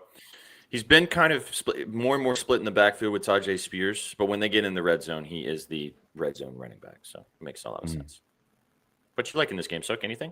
The only thing I had circled, and then somebody asked it in chat, different line, but same player. I kind of had Tajay Spears' longest reception circled, 11.5, hitting 4 of the last 5 games at home. Just because we've been talking about Cam Ward so much and you post all those highlights, I just think he's a little bit of a slick player at home. Maybe if this has been hitting with such consistency, I think that it might be a look. I like it a lot. He's the better pass-catching running back out of the backfield. They've been utilizing him in the screen game too. So I like that a bunch. The other one I want to mention as well before we move on from this game is Danny had Cam Ward's rushing yards as his play of his staff article pick. It was 8.5 earlier this week. It's up to 12.5 now. He's been running the football a lot more the last couple of weeks, 30-plus rushing yards in back-to-back weeks. He also has come out and said it in the media and said, like, I wasn't running early on because it was like it didn't quite feel right. Like didn't feel comfortable to do it. And over the last few weeks, you can tell he just feels more comfortable to just scamper, very Mahomes-esque in the way that he runs the ball too. So I think the line's too low. I think it's going to get overcorrected if he has another 20 to 30-yard rushing game, which I think could very much so happen against this defense. Last little sprinkle, and then we'll move on from this one. I did take Xavier Restrepo to score a touchdown. It was plus 900. It was his first game last week. It was like I got like 15-1 on the odds. He almost got into the end zone. His Cam Ward's old mate from Miami. He's back starting for the Titans this week again. Would not be surprised if he gets into the end zone. Cam Ward was looking for him in the red zone a lot last week, and I think that he's going to have an opportunity today as well. So I think 9-1 is a really nice sprinkle for Restrepo to score a touchdown. So, all right, let's move on. Do you guys like the Titans in this spot? Do you like the points, or am I just a blind fan here? No solid opinions. Fair enough. Feels like it does feel like too many points for this Jags team. This Jags team kind of skates away with wins week in, week out. So it does feel like too many points. All right, now that sounds good. I mean, I might tail you just because I don't like the Jags coach. Forever, yeah, that's fair. F you to that I would suggest buying the 5.5. I don't like. I like the 6.5 / the 7. Okay, obviously. Good to know. Was originally, so I think that line move could matter. But I sprinkled on them in the win outright, so who cares? Okay, let's move on. Taking on the Saints. Really interesting spot here. 5-point favorites are the Dolphins at home in the game in sunny South Florida. Taking on Tyler Shuck and the Saints. 41.5-point total. Kind of a nasty game. Saints have been really bad under Shuck. Obviously, we're just trying to see what they got with this dude for the rest of the season, as their season is pretty much lost. The Dolphins still have something to play for at the bottom end of the division. I don't think they're going to be making any noise, but they're mathematically not eliminated as we sit right now. They've got to win this game to stay relevant. Tua and company looking to take advantage of a pretty suspect Saints defense. Frizz, I'll let you kind of lead us off, dude. What do you like in Miami today? Oh my God, I'm going right back to the Saints. They screwed me on my staff article last week, but I'm going right back to them. I think this line's disgusting. I doesn't make too much sense. This team just got blown out by the Falcons. The Dolphins have not been playing that bad. They have a win over the Bills recently. I think it's too many points. I don't exactly know why. I have zero faith in this rookie quarterback. Alvin Kamara ruled out. This line's kind of moving the other way. It doesn't make too much sense to me. I think this Devin Neal kid's pretty good. I remember Shaggy talking a lot about him last year, college football wise. Now he's on the Saints. He played pretty well last week. Don't exactly know how the Saints cover this game, but I'm going to take him again. I'm going to go right back to him here. I don't think the Dolphins are very good. I think Tua is very, very bad. Maybe he struggles, turns the football over a few times. Saints keep it really close in this game. I don't know exactly if they win outright. I don't really think so. They're very, very bad, but I think they keep it within 5.5 points here. Yeah, I can't explain it too much. They're bad. I'm not really betting the team here. They should have won last week. Kind of screwed us on the, like I said, screwed us on the staff pick. Dropped the ball there, so they go on my shit list just like the Broncos. But I gotta go back to them. You're a dirty dog. Oh, you're 10-2 though, so this season, so you were due for an L, but you're still 10-2. So let's not get too crazy with it. I mean, if you like Neal, dude, the 275 for a tutty is gross, nasty. That feels very comfortable. Rushing yards only 41. I was looking at a guy all week, but he dropped 50 cents today, and I'm a little scared, but maybe it's for a reason. Devon Vele, I don't know how you say his name. Vele, 7 targets last week, and his line has not moved a cent all week up until today, and then it dropped 50 cents randomly. So now a little scared from it, but the 7 targets last week is very encouraging. I don't think this rookie quarterback's too good, but I mean, we've seen what happens with some of these touchdown scorers who see a plus 1,200, plus 500, plus 700 hit every week. Oh, let's go, Owen. All right. I feel a little bit better on it then, I guess, right? I figured I'd kind of be on a solo island there. I don't really know if anybody even remembers that guy from the Broncos, but I took a shot on it. You know, our chat is degenerate like that. They've got those sprinkled touchdowns just like you. Sauceman, I see you got some Neal love. You want to talk about it? Yeah, I bet the touchdown, just like with chat, plus 275. I think that's a good spot. Last week, we saw him heavily utilized in this offense. He had 7 targets, caught 5 of them, only had 7 carries out of the backfield. But that also had to do with the fact that he was they weren't in a position to be running the ball quite a bit, being down quite a bit. And it wasn't a good game script for him. This week, he's going up against the 29th ranked rush defense. They also rank 28th in receiving yards allowed to running backs. It's just a perfect spot. This is a rookie who was drafted in the 6th round, but he set records as a Kansas Jayhawk in rushing yards and rushing touchdowns. He finished his 4 seasons as a Kansas Jayhawk with 777 yards through the air and 77 receptions. He was really good in college, and this is a guy that the Saints team, I think, is looking to institute a little bit on this offense. This is the perfect opportunity. No Kamara, no Kendre Miller, and you have a opportunity against the worst rushing defense in the league. I think that he's going to go off today. I like the touchdown. I like the 61.5 rushing and receiving yards. And I'm just all the way in on this kid. Did you just say 777 receiving yards on 77 catches? Is that what you just said? Mm-hmm. Yeah. I just making sure I didn't hear things. That's all right, I got to play in this game. It's a little chalky. I really like the Neo play. I think it makes a lot of sense. I would not be surprised if we look up and he has 100 yards on the ground. I'm taking A-Chain over 117.5 rushing and receiving. I don't mean to sell you guys too much on this. Back-to-back weeks, he's had 165 and 225 all-purpose yards. If you think the Dolphins are going to win/cover in this game, or even if they don't and they're having to do a lot more, A-Chain's going to have a massive day. Tua is going to look for him in the passing game. He's the number one targeted wide receiver on this team as well. I know Waddle's up there now too, but 22 and 21 carries in back-to-back weeks. And the Saints rushing defense is not great. So I think that there's going to be plenty of opportunities for the other running back on the Dolphins side at home to get after it and get moving and grooving. Yeah, I love that one too. I think that 150 in 2 back-to-back weeks is insane. He's also had, I think, 11 receptions in those 2 games. I also did take this one just real quick. Waddle, anytime touchdown. It's on the same side, plus 130. He leads the Dolphins in red zone target share, and this is a Saints team that is giving up 2+ passing touchdowns to 8 of the 11 QBs they faced this year. And the combination of Kool-Aid McKinstry and Alonde something has given up like 14 touchdowns or 12 touchdowns just between the 2 of them. They've given up 20 passing touchdowns, 13 of which have gone to wide receivers. So Waddle at plus 130. I hate betting on Tua to throw a passing touchdown, but here I am once again holding this ticket. I like it. I mean, I feel like I know why Trizzy's taking the Saints. It does feel kind of like the side with the points, but I could see the Dolphins just railroading at the same time. Shock. Rather shock. He's due for a bounce back. He was so bad last week. Waller touchdown. I was looking at this too. I know Crazy Pellet brought it up earlier too. Is he back officially? Yeah, I would assume so if they're betting on him. So it's worth a sprinkle. When he was playing before he got hurt again, Tua was just like, oh, Darren's down there in the end zone, just throw it up to him. So I don't hate it. I love it. All right, let's close it out. Last early window game, and then we'll jump into the late window.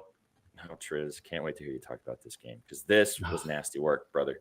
Jets taking on the Falcons at home. 3-point dogs are the Jets, Jets, Jets. The Falcons, man, this game could just turn into that meme of those 2 clowns just punching each other in the playground. Like this is just a funky game. 38.5-point total. Now, Triz, tell us why this game was the one that you wanted to choose for your staff art play this week. One of the grossest lines on the board. That's exactly why it is my MO. I will never deviate from my MO. This line is disgusting. This Jets offense has proved they can move the ball with Justin Fields, never mind Tyrod Taylor, a guy that's actually able to throw the football. And this Falcons team is coming off a big divisional win against the Saints where they looked really good. Kirk Cousins was really moving the football. I believe Drake London is out again today. So, again, all they have going on over there, really, Bijan, Algier, Mooney, Pitts, if you rate them high, just not really too much of an offense going on here. This Jets team has won a few sneaky games here. I think they're going to either keep this close, keep it within a field goal. I think Tyrod Taylor is going to score on this defense. I think he's going to drive the football down the field. I like Mason Taylor to score a touchdown as well. It is one of Taylor's favorite targets in one of the games that he filled in for Fields this year. Taylor had 11 targets.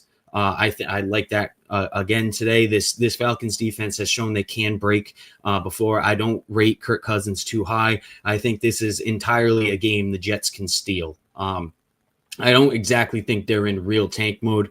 They have been very feisty this year with whoever's playing quarterback. I personally rate Taylor a little bit higher. So, Yeah, disgusting. Jets +3. It's nasty. I mean, if you don't like gross plays, I'd probably stay away from it. But again, a great point too, Maddie. I said both coaches fighting for their absolute lives. I like Aaron Glenn. I think he is a decent NFL head coach here. I think players do get behind him. I think this Jets team's got a little bit of life in them. I like these two wide receiver moves they made. I think Adonai Mitchell is very flashy. I think he can be a serviceable NFL receiver if he can get these drops under control. Which again, with how athletically gifted he is, I imagine that is going to happen. I've always kind of liked John Mechie. He was a very highly rated prospect coming out, and he got I think it was leukemia. He got a form of cancer, sat out his rookie year, and has never really had a real shot since. He's always been behind a few really stud receivers. This is his first team where he's getting like a real chance to shine, and I think he's doing great with it. Honestly, he's touchdowns in back-to-back weeks. I think he's been a great target for Tyrod Taylor, and like I said, just another reason for me to believe that Tyrod Taylor is going to move the football on this offense. And yeah, I think they're going to keep this close within a field goal. If it pushes, I'd understand, but I think they probably win outright. All right, brother. This is the week. Mm-hmm. AD Mitchell scoring a touchdown this week. I got the +320. I took the yards again, 34.5. He hit it last week. We talked about this kid, 7 and 6 targets in back-to-back weeks. You talked about Taylor. This Falcons offense or defense also was really good to start the season, and they've really been faltering over the last 3 or 4 weeks. I would not be surprised if we looked up today and Adonai Mitchell finally had 50, 60, 70 receiving yards and got loose for a touchdown. As you mentioned, Mechie has been really good with back-to-back weeks and touchdowns, so I don't hate his line either to score a TD, but I want some AD Mitchell love in my slips, and I think that he does get in the end zone this week as well. So I'm with you. Let's go. I think it's pretty telling. Mechie scored back-to-back weeks, but Mitchell is lower as far as pricing goes. Mechie's like $375. So think that could be telling as well. Adonai Mitchell also was like 10-1 2 weeks ago, and then last week he was like 4-1, and now he's pretty much 3-1. Mm-hmm. It's happening. It's happening today. Gentlemen, down low, you guys got anything in this game? Tracy kind of covered everything. That was all I wanted to talk about. No, this was the one game I didn't have any plays in. I kind of lean Nobody wants to Falcons, touch it. but yeah, nobody wants to touch it. All right, let's move towards – this is a really good point. I think that Raheem Morris is going to get fired in the offseason at this point, unfortunately. No matter what. And what I think is crazy, too, is he's getting stuck with the front office's decisions. You know what I mean? He's taking the brunt of the front office's decisions. You know what I mean? So he's going to be the scapegoat. Yeah, I agree. I think he is going to be the scapegoat. That offense is piss poor. No matter who is taking the snaps, in my opinion, the defense has been terrible. It's a lot bigger than Raheem Morris, and their hands are tied for years to come too. Yeah, that's a bad situation down in ATL right now with the Penix injury and the Kirk Cousins contract. Big yikes. All right, boys, let's jump to the late window. Huge game. Aaron Rodgers and company hosting Josh Allen, the MVP from last season, coming in. And the Buffalo Bills kind of need to win this football game. So do the Pittsburgh Steelers, as they are now looking at the Ravens and maybe the Bengals trying to compete with them in the AFC North. 3-point dogs are Aaron Rodgers and co. in Steel City.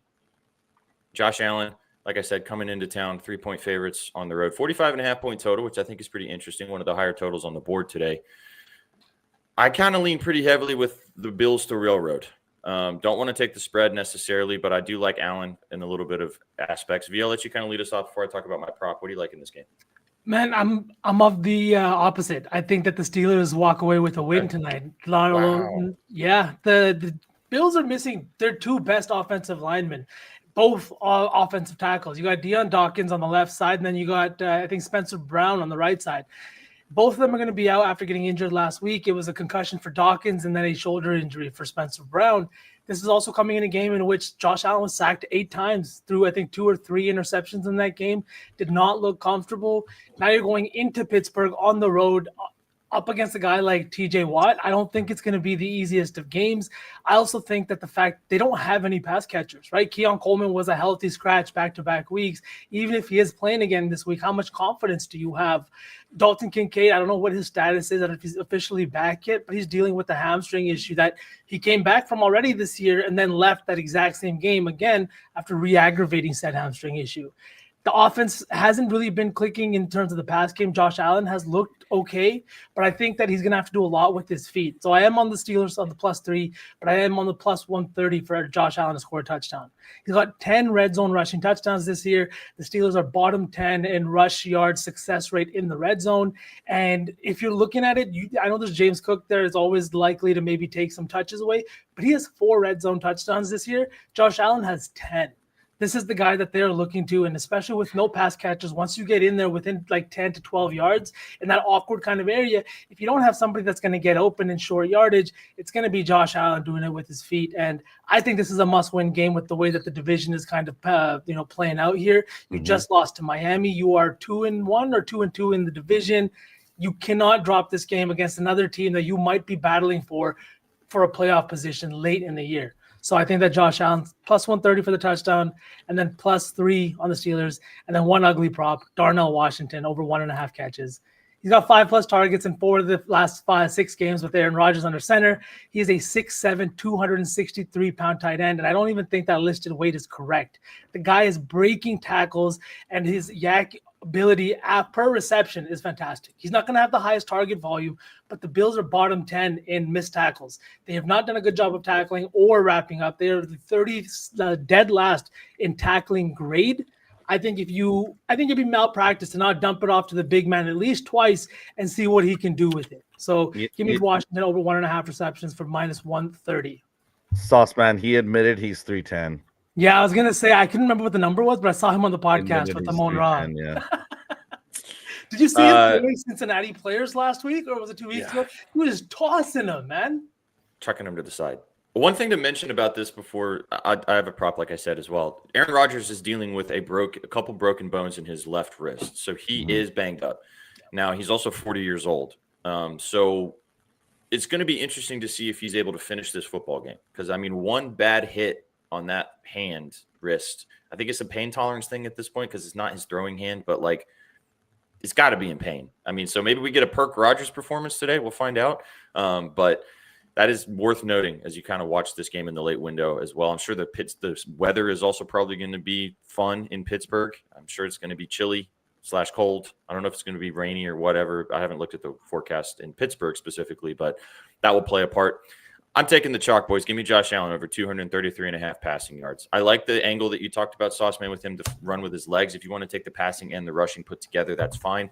This Pittsburgh defense is the worst secondary in the NFL. They allow the most passing yards per game to quarterbacks. Josh Allen's also thrown for 250 plus in 4 straight games. He's doing a little bit of everything. Keon Coleman is also back this week. He will be active as well. So it seems like that his little timeout time is now over. And I think Sean McDermott has also probably had to finally eat his crow and just say, you know what, we need this dude out here to catch passes, regardless of how I feel about him.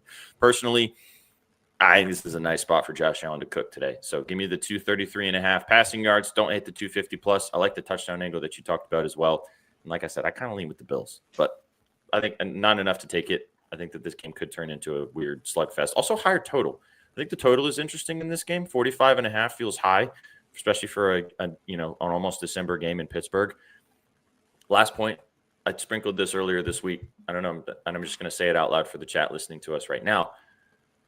What would you guys say if you had to pick right now the odds in the AFC North? Who would you say is the favorite right now to win the division? The Ravens. Okay, Ravens for sure, -175. Steelers right after them, +190. The Bengals are still not eliminated, and they also made that win on Thursday night was massive for the fact that they can still compete for this division. What do you think their odds are right now to win the AFC North? +750, 850. They're 11-1 to win the AFC North. Interesting. I sprinkled it. Because I don't believe in the Ravens. The Ravens are frauds. They were bad last week, and I don't think that this team has the goods to get to the end of the line in this division. I also think that the Steelers could maybe crap out as well. Joe Burrow's back, they need to win like 3 or 4 games in a row. This line completely changes, and then the situation is completely different in that division. So I think you're getting good value right now on the Bengals at 11-1 to possibly win this division. But we'll find out if it's just a donation. Anybody got anything else in this game specifically before we move on to the last game? I hate to rain on your parades, V, but I took the Bills today, man. I think they roll. I think it's a big bounce back, man. I really do. So I went against Daniel Jones's injury, but I think Aaron Rodgers' injury is a little bit more real, in my opinion. We saw him not play last week. Here we are a week later. I imagine he's going to have some trouble taking some snaps under center. Even if he does, I imagine they're going to probably be in shotgun for most of the game, and I think that might limit their offense here. I've seen the Steelers be fake sharp in a few different times this season. I think this is probably one of them. I think the Bills are going to probably bounce back with a vengeance today. I could see them putting up 40 points. I really could. I wouldn't be the Bills -3 seems very, very square, but surprisingly it's not. What's actually very square in this game is the under. A lot of people are slamming the under 45.5. It was actually 45 and it moved up to 45.5. So I kind of just think, Matty Ice, I was about to say the exact same thing. I think it's the Bills and the over. I think the Bills kind of put BTA today. I love it. I think so too. But it's nice to we're getting both sides represented here. We'll see what happens. Sook, you got any thoughts on this one? You love the Steelers. Anything else you want to add in before we move on to the last game in the late window? I do love the Steelers, but I actually love your play with Josh Allen. That secondary has been giving up lots of yardage. So I'm excited to watch this game because both these teams are very good. But I do think the Steelers win the division, just to go back to what you were talking about there. Okay. Again, I sprinkled that for the value, not really the thinking that it's going to actually hit. Yeah. Which is also why I bet Diego Pavia to win the Heisman like a month ago at 17-1. I don't even know if he's going to get to New York, but I think. Do you guys have any big thoughts on Gainwell in this one with Rodgers banged up? Maybe his receptions or something like that? Or just his rushing and receiving. He's been really good. Mm-hmm. So maybe. James Cook was also got mentioned in the chat as well. I think this game could be fun. I do think that there could be a lot of points in this game. I think it could be a fun SGP game. Maybe DK has something to say. Shakir's catches could probably be interesting. So have some fun with this one. As you said, Washington, his catches as well. Yeah. So, all right, let's move on. Let's move to the last game in the late window. We'll touch on Sunday Night Football, and then we'll start cooking. Chat, thanks for hanging out. If you're enjoying the show, drop a dub. If wherever you guys are watching us, we got about 8,000 you guys tuning in all across all platforms. Thanks for being here and kicking it with us to kick off NFL week. Well, not kick off, but kick off NFL week's 13 Sunday, I guess. I hope you guys had a fantastic holiday if we haven't talked to you since Thanksgiving. All right, boys, last one. Ew, gross. 10-point favorites are the Chargers taking on the Raiders. Chargers really need to get this dub right now with how things are looking in that division to stick around with the Broncos and also to continue to bury the Chiefs. 40.5-point total, a little bit on the lower side in sunny Los Angeles today. Sauceman, lead us off. You like anything in this game? Yes, sir. Staff article play of the week is in this game, and I'm taking Brock Bowers over 59.5 receiving yards. I did take the touchdown at plus 200 too, and this is purely, I guess you could say, narrative driven. I don't know if you guys saw the news about Chip Kelly coming out this week, but the dude was just stealing money from the Las Vegas Raiders. He is the offensive coordinator, the highest paid offensive coordinator in the NFL, making $4 million a year, but was calling plays that weren't even installed in the offense, plays that they had never run at practice, plays that were not in the playbook. Then the team was forced out there to go and make decisions and make the best of whatever was going on. I think the offense showed with how discombobulated they look at all times. I think it showed with the limited amount of targets we've seen Brock get. The second half of last game was absolutely disgusting. Didn't see a single target, I think, until late in the fourth quarter. This is an offense that doesn't have weapons. They traded away Jacoby Myers. Their offensive line has not been able to make any room for Austin Genty. And now you're coming into a divisional game on the road right after firing your offensive coordinator. At the very least, I think what you need to do in this game is you need to feed your superstars, put the ball in their hands, and make the most out of the end of this season. Pete Carroll's in his first year as head coach. I don't think he's going to be going anywhere at the end of this year. I just think that you need to start seeing some good things happen with this offense. And Brock Bowers, when he gets the ball, makes good things happen. The over 59.5 receiving yards felt too low, and the touchdown at plus 200 is probably longer than you would like to see on Bowers. But with his red zone target share and everything else, I'm dabbling. And as Matt just said in the chat too, Mayer's out, so that could help. And which is a good point to mention too, first time offensive coordinator, make it easy. Throw it to your fucking all-pro tight end. Sounds good. I have a play in this game. It's on the other side with Justin Herbert, and I have his rushing yards, 15.5. This line just feels too low, boys. He's hitting 5 straight games. Where is it? There we go. He's also had really good games running the football against this Raiders defense. Back-to-back games against the Raiders they played earlier this season. 31 rushing yards in that game, and then 42 against them last year. This offensive line, we're basically playing offensive line for the Chargers right now. It's a bunch of guys that just are randos out there. So I do think that Max Crosby and company are going to get to Herbert in the backfield, and they're going to make him have to make some plays with his legs. So I really like the 15.5. You could also take the 9.5 longest rush if you want, but I think he's going to have to make some plays and move the football running as well as obviously throwing the football too. So I like Herbert a lot. You can take the rushing or the passing and rushing if you want to rope in the passing yards too, with how bad this secondary is for the Raiders. But I just want to take the rushing yards, get in and get out. This game's kind of gross. I feel like the Chargers could just dog walk them, but I don't know. I don't want to take the 10. They've also been kind of poor the last couple of weeks too. So what do you guys think about the over? I took the under. That's where I was getting there. I took the under 40.5 divisional matchup. This Chargers defense has been playing very good. They held that same Steelers offense we were just talking about. They held them to like 12 points, didn't let them score a touchdown, just field goal. This Raiders offense is awful. Geno Smith is terrible. Raiders defense, though, especially considering the Chargers offensive line, I think they could possibly cause some fits for the Chargers. I think this game could stay close the entire game. Especially we've seen these AFC West matchups specifically in these divisional games go under the total. So I like the 40.5 here. I took the under 40.5. I think this is a slugfest. Chargers might put BTA. If they put BTA, I think BTA for the Chargers is like 20-3. Just a really big slugfest here. So yeah, under 40.5. I like it. Yeah, same. Anything else you want to talk about in this game? I think the pass catchers from the Chargers side could maybe get loose. Ladd was mentioned in the chat. Gadsden has been really good for this team too. But again, with that offensive line, it's just really tough to trust the passing game right now for the Chargers. But the Raiders are also terrible. So, and as Gerald said, stop hiring these grandpas. It's funny. Also, shout out Gerald. Thanks for being with us. I know you had a fun frivolity-filled weekend. Thanks for spending some time. Still waiting for my text back from Gerald. It's been 3 days. It's been 3 days.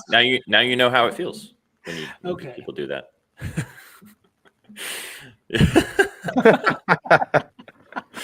Blasted.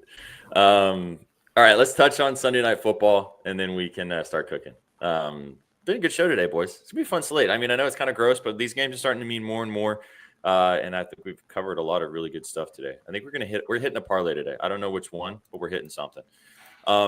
Who has major thoughts on Sunday Night Football? We've got the Commanders taking on the Broncos here. 6.5-point favorites are the Commanders at home. Getting some help as McLaurin and Deebo Samuel have returned to the lineup, but still no Jaden Daniels. Marcus Mariota's getting the start. Broncos just keep winning. Those damn donkeys. 6.5-point faves on the road. Bo Nix and company looking to stay atop the AFC West. Should be a fun one on Sunday Night Football. Maybe it's just totally Broncos BTA, but maybe the Commanders have something to say here, man. I don't know. The Broncos are frauds. You know how I feel about this team. Trez, you kind of shaking your head. What do you think? Man, I feel like it needs to be said. We've now gotten like 13 straight primetime unders. Like 13. It's I know it's definitely 12. It might be 13. It's one of the two, even still insane stat. Like that's how are we not just blindly taking this at this point, right? But I know as soon as I get on this under train is when it comes crashing. So I'm going to stay away again, but this probably, I mean, it's a pretty gross game. Yeah. I feel like you would go and take the under anyway. So maybe this is the over that snaps the streak. I'm not trying to get in front of that train either. So I feel like it needs to be talked about. We have had 12 to 13 straight primetime unders. I think it's. I mean, the over is a hit in 8 of Washington's last 10 games at home, Triz, but it's plus money to take the over right now. It's big. Do you know what I mean? Like I just mentioned, People are 12, on, 13 straight, man. What the hell? Sheesh. Well, and also the Broncos defense is no joke. Even without oh God, I just blanked on his name. Surtain, yeah, thank you. And that's how that feels. Yeah, I know. That's it's karma, you know. Yeah, but without Surtain, this defense is still really good. One of the best offensive lines in football as well. And Commanders are just putrid at the moment, unfortunately, all across the board. I don't know, man. The line feels kind of short. Sauce, what do you think? Man, I don't know. It doesn't feel short to me. I think the Broncos kind of roll in this one. Really? Not going to lie. I think the defense is really good. I think they're going to present some problems for Marcus Mariota. I think that offensively, they're coming off a bye week, right? Like you've probably installed a couple new offensive plays. You are really just kind of rolling, whether it's ugly, whether it's whatever. Like nobody in the Broncos locker room believes that they're winning ugly. All they see is the record on their on the standings. And I think that Troy Franklin at plus 170. This guy has been fantastic in his second year. The connection with Bo Nix is really starting to develop here. And in games where Bo Nix is throwing 2+ touchdowns, one of them is usually going to Troy Franklin at plus 170 here. I'm also looking at this just because Mike Sansratel, I think that's how you pronounce his name, for the Commanders, has been one of the worst slot cornerbacks in the league. Washington is dead last in production given up to slot receivers this year, and that's exactly where Troy Franklin has been doing a ton of his damage. He leads the Broncos in snaps out of the slot. He's also leading them in production out of the slot, and I just think that this is a touchdown waiting to happen. On prime time, fresh off the bye week, you got 2 second-year guys and a connection that is just starting to really develop. So give me the plus 170 on the touchdown, and I had nothing else in this game. Oh, I had the 5.5 I took. The 5.5 on the Broncos. 5.5, sorry. Oh, okay. Yeah. I mean, this Commanders secondary is one of the worst in football. You just kind of highlighted the slot aspect of it. But, I mean, as a whole, they let up the 31st most receiving yards to the wide receiver position. I haven't bet this yet, but I'm probably going to get to the window on Sutton over 48.5 receiving yards.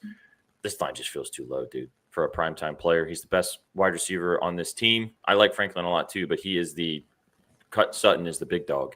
And I think that Bo Nix is going to hit him often in this game. I would not be surprised if we look up tonight and Sutton has 100. So probably going to get to the window on the 48.5. Feels a little low. But anything else for Thursday or Sunday Night Football, or shall we cook? Let's cook.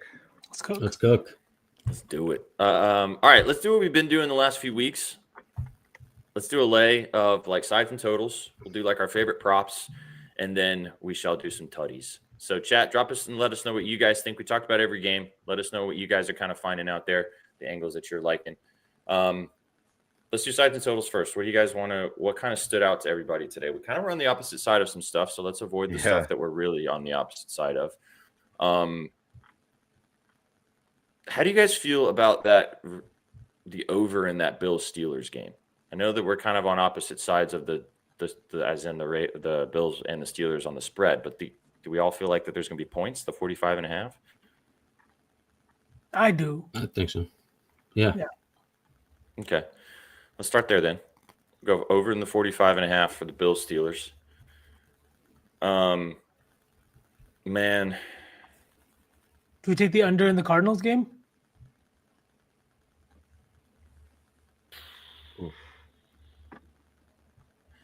Or the Jets on the spread? Gross.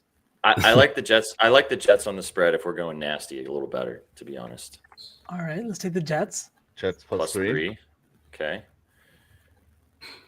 What about that Browns over? That one was nasty too. That is gross as well. Oh. I don't know. That is nasty. I feel like that's what today is, though. It's gross. It's gross. It's gross. There's not many, How about, why don't we just do, all right, Jets plus 3, the over in the Bills game. Do we want to take I kind of like the Tampa Bay and Arizona under 44.5. No, get down with that. I know you said it first, V. And then do we close it out with a primetime under to ride the trend? Sunday Night Football? 43. I really don't ride the trend at 13 and 14 in a row, but I mean, if Trizzy says we're riding with the squares, I'll do it. Mm-hmm. Yeah. All right. There we go. Closing it out with the 43.5 under. Yeah. All Let's right. do it. Okay, chat. The over 45.5 for the Bills, Steelers, Jets +3, under 44.5 Bucks, Cardinals, and then the under 43.5 for Broncos, Commanders, plus 1,100. That'll do. Get nasty.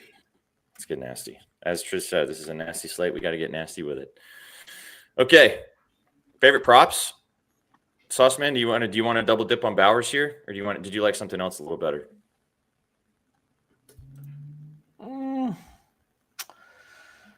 I don't know if Bowers. I don't know if I want to get burned on Bowers. That's the problem. Just because every week I feel like I'm sitting here bitching about Geno Smith. Do I want to do that again in this lay? I already got coin on him. Maybe I should just leave that solo. Unless you like it a lot.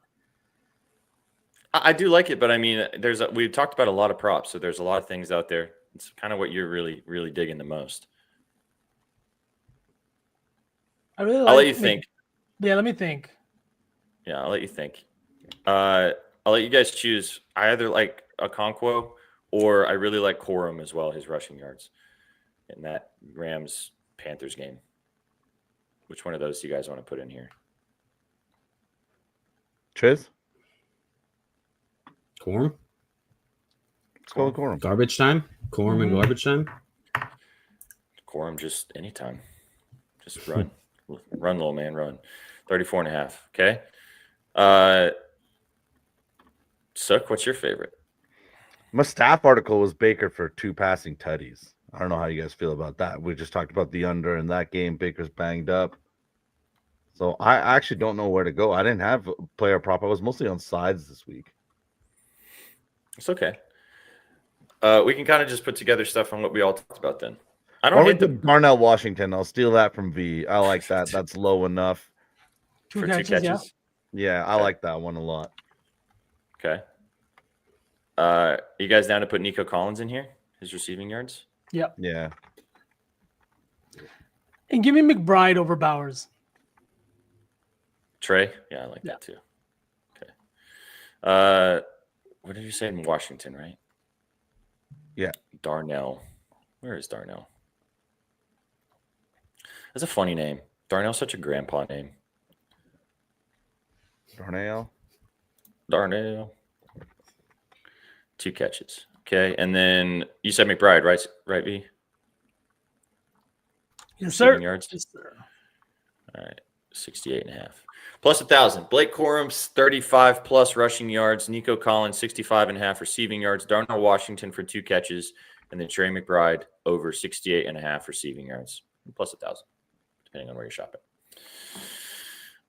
Good stuff, lads. All right, let's close it out and do our tutties.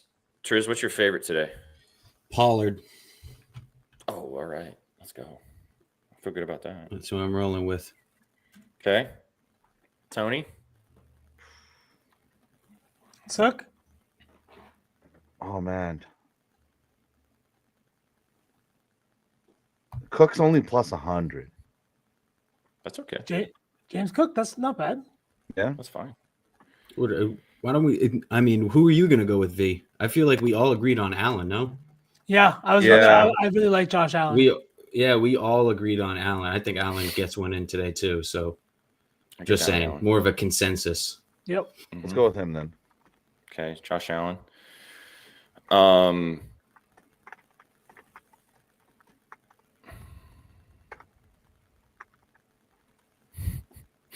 James Cook just scored the first touchdown, by the way.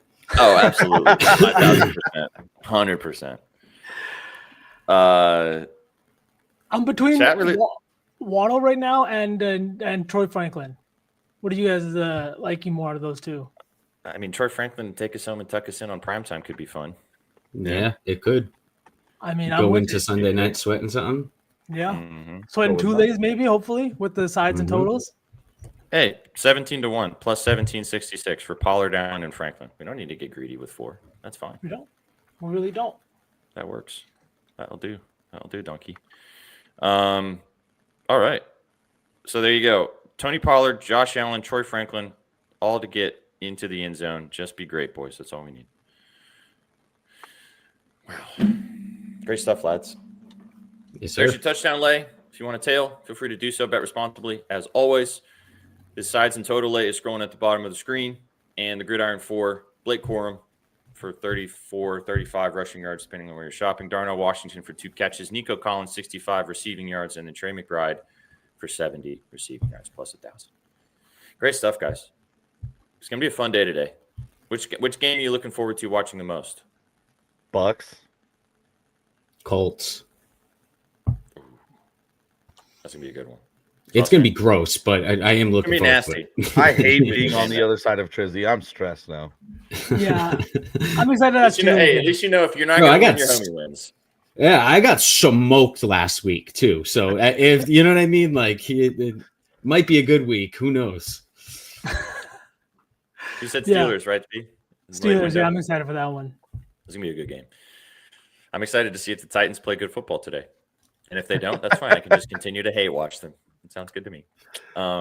Great stuff, Chad. Thanks for being here for the Gridiron Gang to kick off your Sunday for NFL Week 13 right here on the Betting News Network. We appreciate you guys for tuning in. Give us a follow if you haven't already on YouTube, on Twitch, or on X.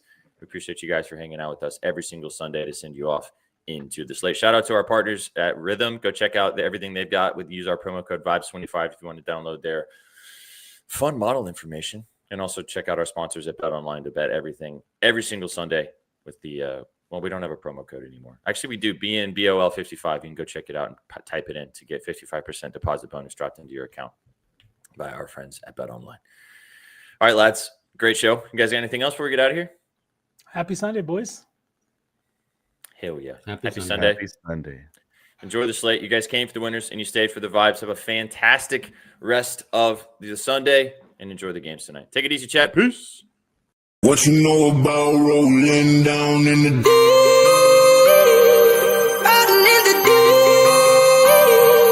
Down in the deep.